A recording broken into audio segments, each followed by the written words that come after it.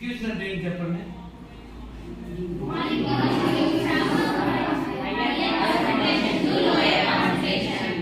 Last class లో చెప్పుకున్నాం.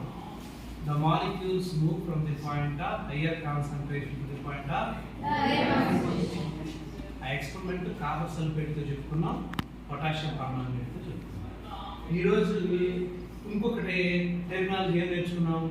Osmosis. What is osmosis?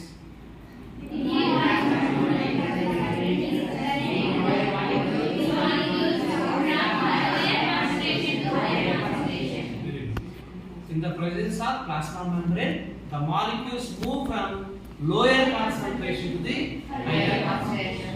అవునా? lower concentration నుంచి molecules ఎక్కడికి వెళ్తాయి? ఎప్పుడు ప్లాస్మా మెంబ్రేన్.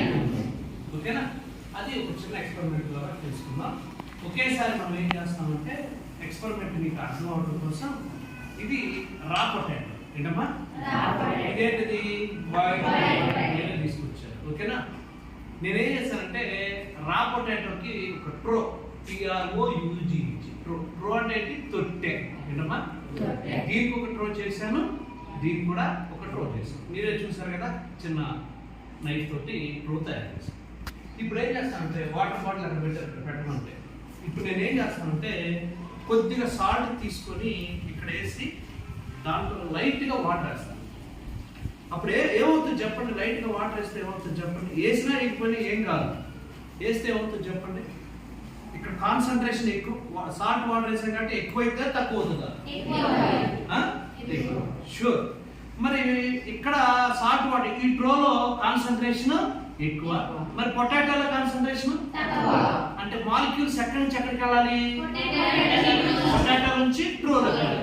ఓకేనా? అప్పుడు ఆస్మోసిస్ జరుగుతుంది. లోయర్ కాన్సన్ట్రేషన్ నుంచి హైయర్ కాన్సన్ట్రేషన్. ఒక హాఫ్ అన్ అవర్ అయ్యేసరికి చూడండి చాలా తక్కువలో వాటర్ ఇంతే పోసారు.